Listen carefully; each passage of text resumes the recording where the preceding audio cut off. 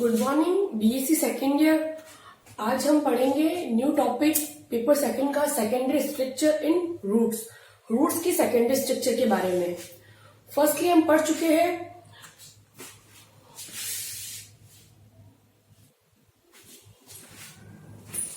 Secondary structure in roots. Roots के अंदर secondary structure कैसे बनती है, इसके बारे में हम इस चैप्टर में, इस टॉपिक में आगे डिस्कस करेंगे। होता क्या है, कोई भी रूट है, ठीक है, उन रूट्स के अंदर दो तरह की स्ट्रक्चर्स होती है। एक तो होती है प्राइमरी स्ट्रक्चर या प्राइमरी ग्रोथ, और सेकेंडरी स्ट्रक्चर। ये बनती कैसे है, सेकेंडरी स्ट्रक्चर किससे बनती है? प्राइमरी स्ट्रक्चर बनेगी प्राइमरी ग्रोथ से। अगर प्राइमरी ग्रोथ होती है तब क्या बनेगी? Primary structure. और सेकेंडरी स्ट्रक्चर बनती है सेकेंडरी ग्रोथ से। यानी कि जो सेकेंडरी स्ट्रक्चर बन रही है रूट्स में, वो किससे बनेगी? सेकेंडरी ग्रोथ से। उसको हम लिख सकते हैं सेकेंडरी ग्रोथ इन रूट्स, ये भी लिख सकते हैं। तब तो यहाँ पे सेकेंडरी स्ट्रक्चर भी लिख सकते हैं, यहाँ पे ये भी लिख सकते हैं सेकेंडरी ग्रोथ इन रूट्स। ठीक है। होता क्या है, जब रूट के अंदर प्राइमरी ग्रोथ होती है, जब प्राइमरी ग्रोथ होती है तब तो रूट की लंबाई में वृद्धि होती है। यानी कि अगर रूट की लंबाई में वृद्धि हो रही है, इसका मतलब रूट के अंदर कौन सी ग्रोथ हो रही है? Primary growth. और सेकेंडरी ग्रोथ जब होती है उस समय क्या होता है? रूट की चौड़ाई में, ठीक है, या उसको बोल सकते हैं रूट की मोटाई में वृद्धि होती है। पर रूट ऐसे हो रही है, इसका मतलब इसके अंदर सेकेंडरी ग्रोथ हो चुकी है। आए समझ में यहां तक? होता कैसा है, जो प्राइमरी टिश्यूज होते हैं उनके अंदर वृद्धि होने से सेकेंडरी टिश्यूज का निर्माण होता है। प्राइमरी उत्तक कूट में वृद्धि के द्वारा द्वितीयक उत्तकों का निर्माण होता है। ये किस किस में होती है? एक तो ये होती है सेकेंडरी ग्रोथ होती है, एक तो जिम्नोस्पर्म में, जिम्नोस्पर्म के प्लांट्स में हमें सेकेंडरी ग्रोथ मिलेगी।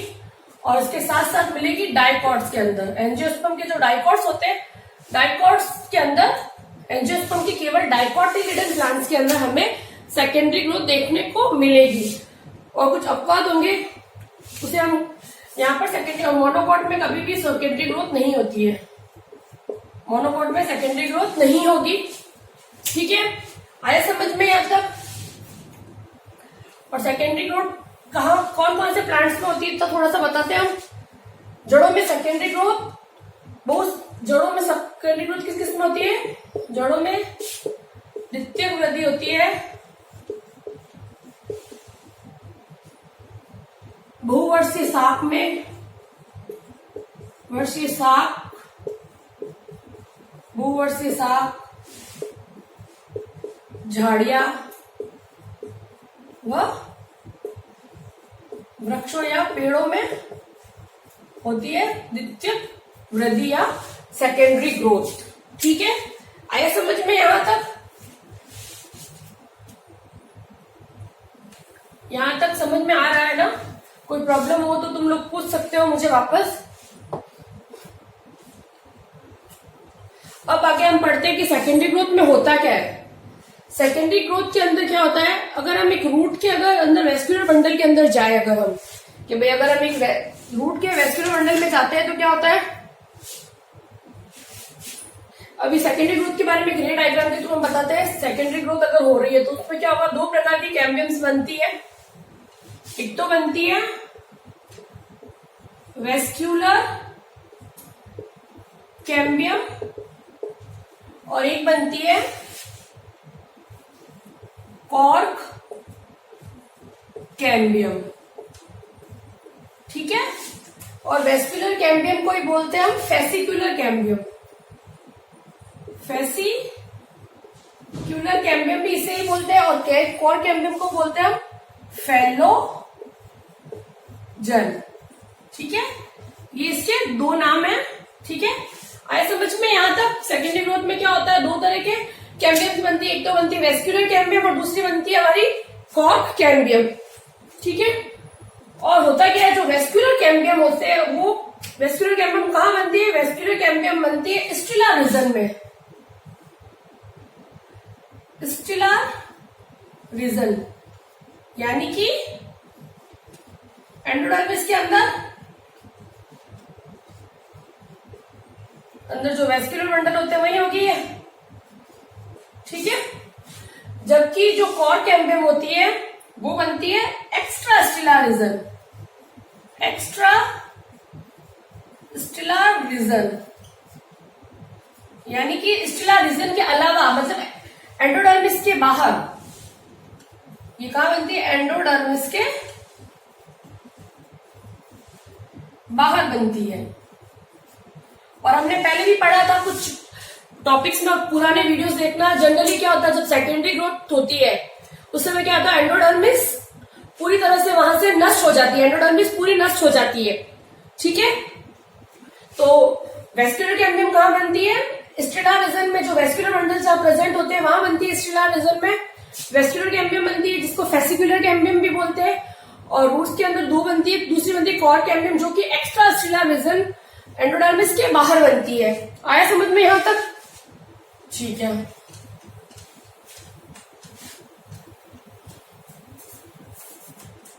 साथ साथ में बनाते लिखते रहिए, नोट्स भी करते रहोगे तो आप लोगों के लिए सुविधाजनक रहेगा, क्योंकि ये प्रैक्टिकली व्यू से भी बहुत ज्यादा इंपॉर्टेंट है, ठीक है। रूट्स, अगर हम रूट्स के अंदर वेस्कुलर बंडल देखते हैं तो किस टाइप के होते हैं वेस्कुलर बंडल्स? रूट के वेस्कुलर बंडल्स होते हैं हमारे, एक तो उसके वेस्कुलर बंडल होते हैं रेडियल वेस्कुलर बंडल होते हैं रूट्स के अंदर। हम बार बार पढ़ रहे हैं, हम रूट्स के बारे में शुरू से पढ़ रहे हैं, तो हम पढ़ रहे हैं वेस्कुलर बंडल कैसे होते हैं इसके अंदर। अरियर रेडियल टाइप के वेस्कुलर बंडल होते हैं, साथ में इसमें एक्सार कंडीशन होती है, एक्सार कंडीशन होती है रूट्स के अंदर। जबकि अगर स्टेम में जाए तो क्या होता है, स्टेम के अंदर अगर हम जाते हैं तो कौन सी कंडीशन होती है? उसके अंदर कॉन्सोनेंट और कोलेटरल और एंडार्क कंडीशन मिलती है जाइलम फ्लोएम के बीच में। रेडियल है इसका मतलब इसके अंदर जो जाइलम और फ्लोएम होते हैं, रेडियल कंडीशन का मतलब होता है जाइलम और फ्लोएम प्रेजेंट होते हैं अरियर रूप से, यानी कि एक रेडियस पे उपस्थित होंगे, अल्टरनेटिव ऐसे त्रिज्या, अलग अलग त्रिज्या पर उपस्थित होंगे, अलग अलग त्रिज्या पर या अलग अलग रेडियस पे हमें इस टाइप से मिलते हैं। जैसे स्ट्रक्चर बनाते हैं जाइलम फ्लोएम की, रेडियल स्ट्रक्चर में कैसे होता है, रूट के अंदर हम इस टाइप से हमें मिलते हैं।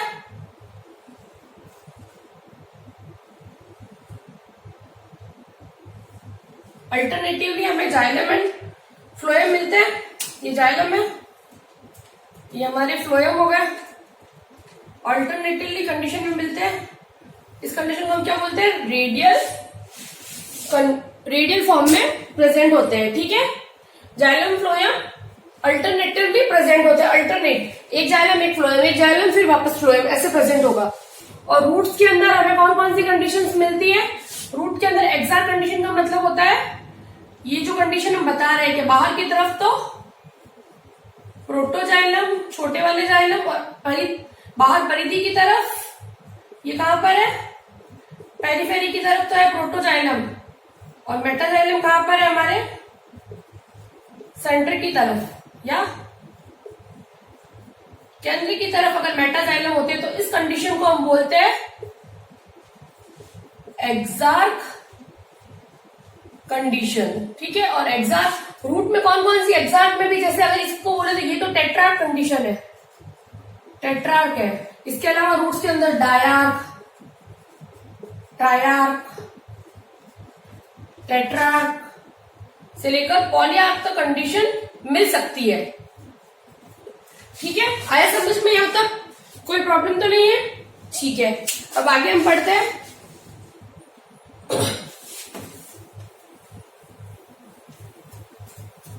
ये चीजें आप साथ साथ में नोट डाउन करते रहिए, बहुत फायदेमंद रहेगा आप लोगों के लिए, क्योंकि प्रैक्टिकली व्यू से भी बहुत ज्यादा इंपॉर्टेंट है।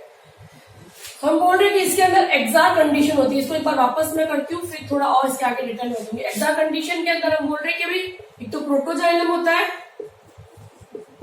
एक मेटाजाइलम होता है, ठीक है। मेटाजाइलम बड़े वाले जाइलम इसको बोलते हैं, ठीक है। जो प्रोटोजाइलम होते हैं वो बाहर की तरफ होते हैं बाहर की तरफ यानी कि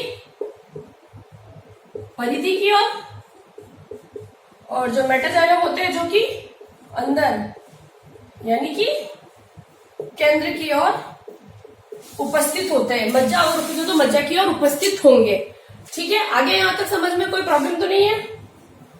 नेक्स्ट जो डाइकोट स्टेम होता है, और डाइकोट रूट्स की अगर हम स्लाइड बनाए, अगर हम किसी डाइकोट का, एक तो डाइकोट का स्टेम ले लिया और एक डाइकोट की ही हमने रूट ले ली, और इसका हमने क्या किया, डाइकोट स्टेम और डाइकोट रूट की सेकेंडरी ग्रोथ के बाद में हमने क्या किया, उनकी हमने स्लाइड बनाई। तो उनके अंदर डिफरेंस करना बहुत मुश्किल हो जाएगा, क्योंकि जब मोनोकोट की जो डाइकोट की जो स्टेम, डाइकोट की जो रूट होती है, उनमें सेकेंडरी ग्रोथ के बाद में क्या होता है, इनकी एक्सार कंडीशन एंडार कंडीशन में चेंज हो जाती है।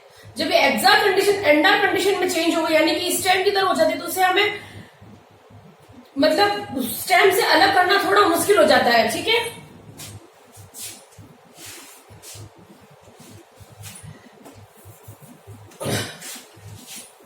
आया समझ में यहां तक?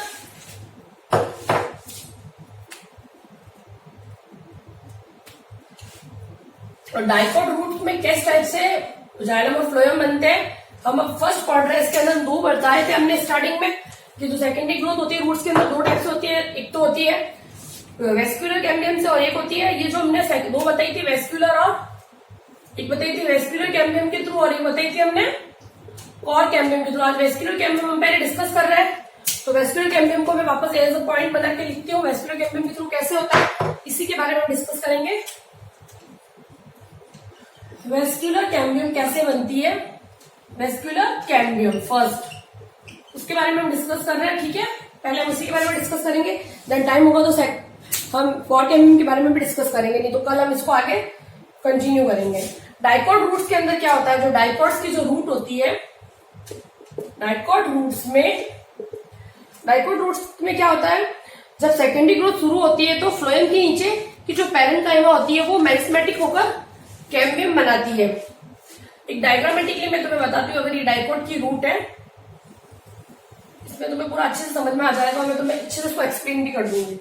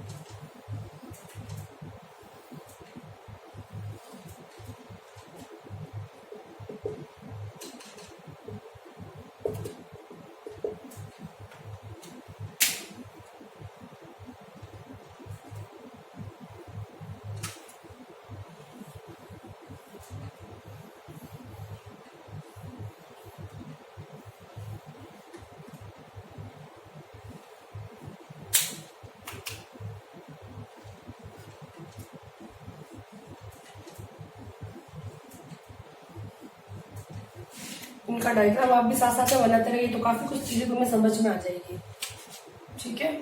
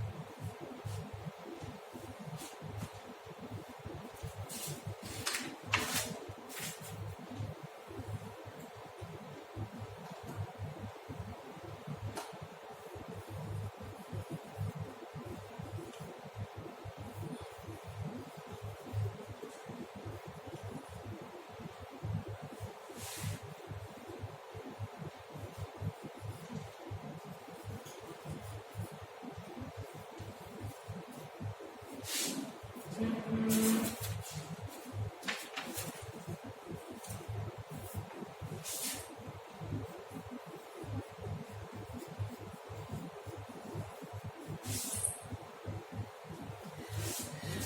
की रूट में जब सेकेंडरी ग्रोथ शुरू होती है तो उसमें क्या होता है, मैं आपको बताती हूँ। जब डाइकॉट की रूट में सेकेंडरी ग्रोथ शुरू होती है तो क्या होता है, इनके अंदर जो फ्लोएम होता है, फ्लोएम के बाहर की जो पैरेन्काइमा की सेल होती है, फ्लोएम के बाहर की पैरेन्काइमा की, ये जैसे ये फ्लोएम है, फ्लोएम के बाहर की जो पैरेन्काइमा की सेल्स होती है वो क्या करेगी, मेरिस्मेटिक हो जाएगी।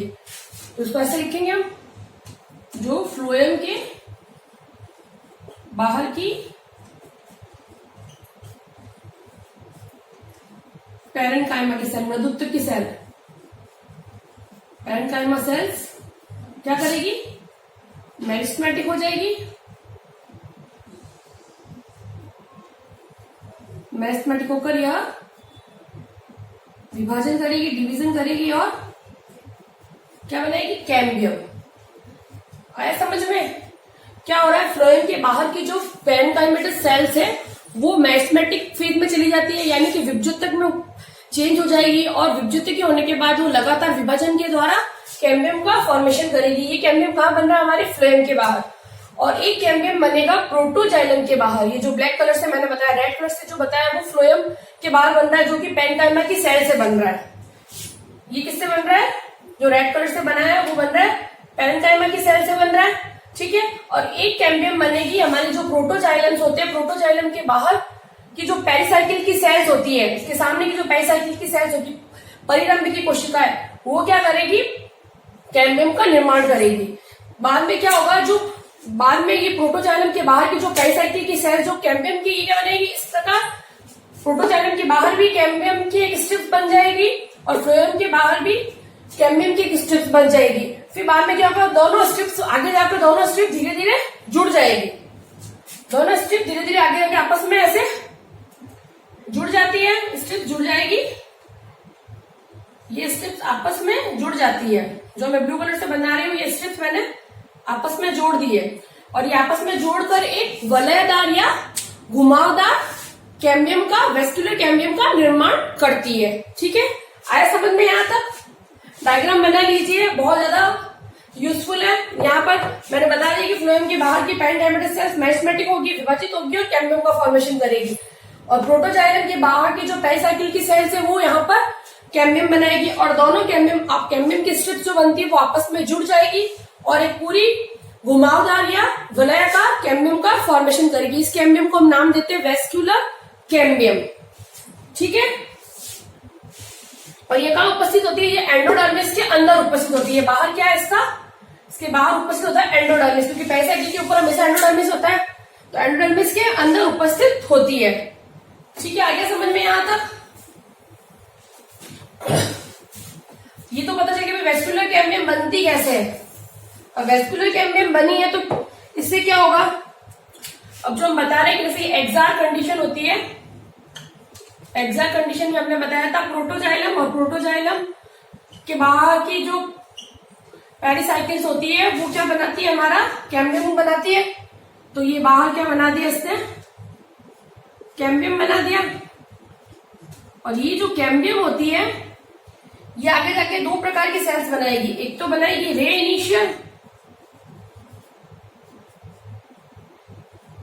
इनिशियल और एक बनाएगी फ्यूजिफॉर्म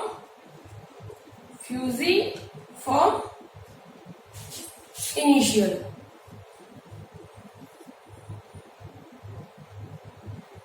फ्यूजिफॉर्म इनिशियल, ठीक है।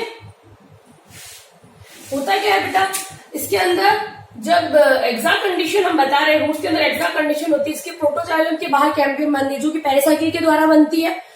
और ये जो कैम्बियम बनती है वो क्या करती है, एक तो रे इनिशियल का फॉर्मेशन करती है और एक फ्यूजिफॉर्म इनिशियल का फॉर्मेशन करती है, ठीक है।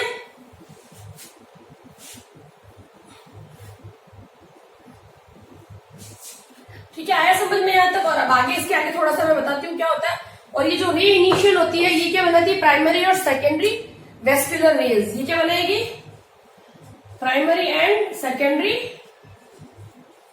वेस्कुलर रेज बनाएगी, ठीक है। रे इनिशियल आगे चलिए क्या क्या बनेगी, primary and secondary vascular rays. और फ्यूजिफॉर्म क्या बनाएगी, फ्यूजिफॉर्म इनिशियल सेकेंडरी टिश्यूज का फॉर्मेशन करेगी। जो सेकेंडरी टिश्यूज बनेंगे वो किसके द्वारा बनेंगे, फ्यूजिफॉर्म इनिशियल के द्वारा। और जो ये रे इनिशियल होता है, इसी की वजह से गाजर और मूली के अंदर हमें जो रेस दिखाई देती है, लाइनें दिखाई देती है, वो रे इनिशियल के प्राइमरी और सेकेंडरी वेस्कुलर रेस की वजह से दिखाई देती है।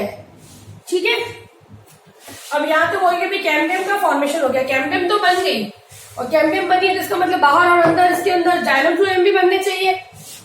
तो अब जैसे कैम्बियम रिंग बन गई, वेस्कुलर कैम्बियम बन गई है, ये वेस्कुलर कैम्बियम बनी है।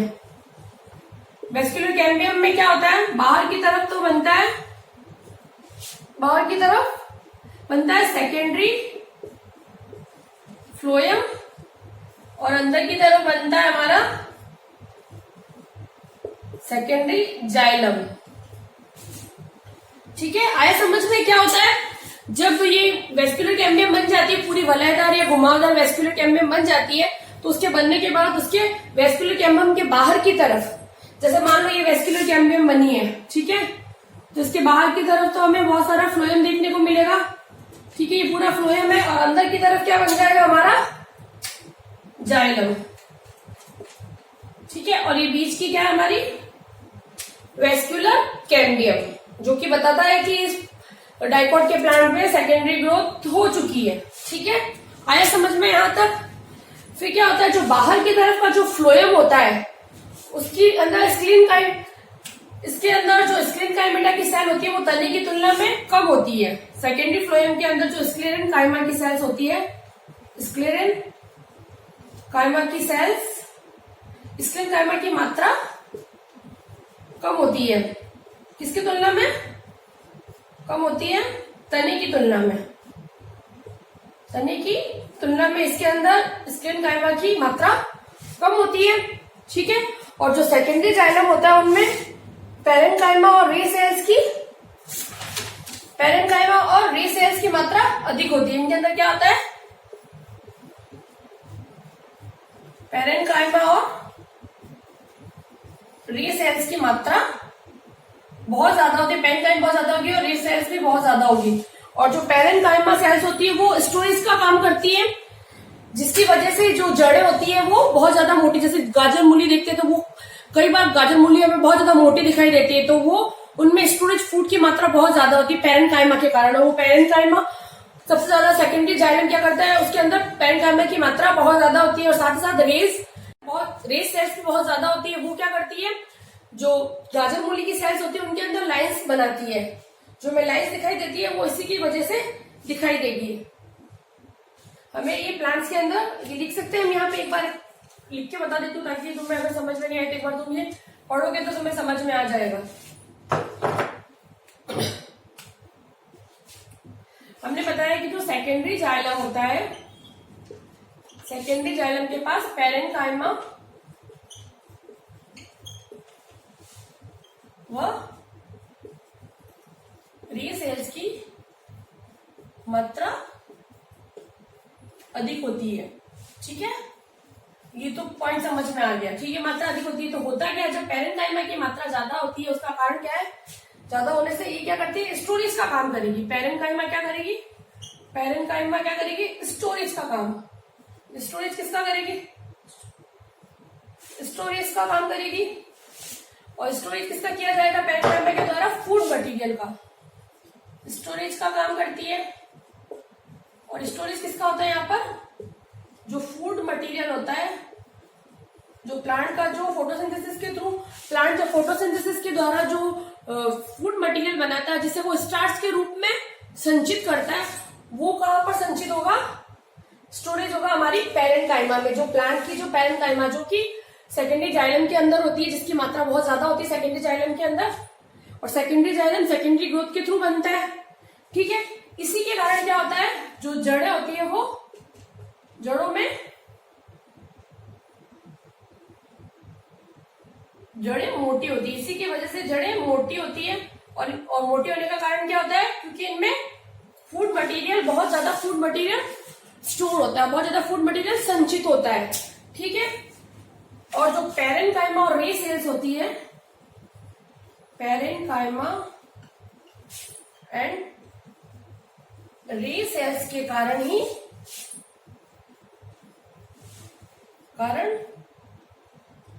जड़ों में लाइन दिखाई देती है। जो लाइन दिखाई देती है ना गाजर मूली में, लाइन दिखाई देती है। जो गाजर एग्जाम्पल में हम लिख सकते हैं गाजर एंड और भी काफी है जो जड़ें हैं जिसे हम खाने में यूज करते हैं। गाजर है, मूली है, और भी काफी है।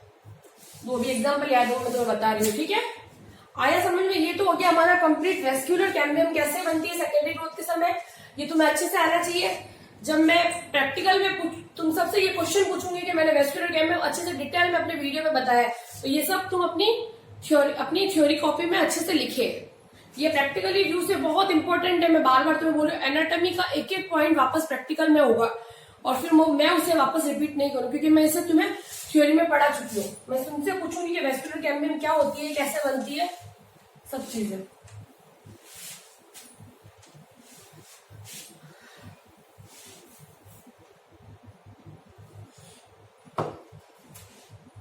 ठीक है, थैंक यू सो मच। बाकी काम कल करते हैं। इसके आगे वाला कल हम टॉपिक स्टार्ट करेंगे। जो एक तो हमने पढ़ लिया वेस्क्यूलर कैम्बियम कंप्लीट हो गया। अब कल हम पढ़ेंगे core cambium. Thank you so much.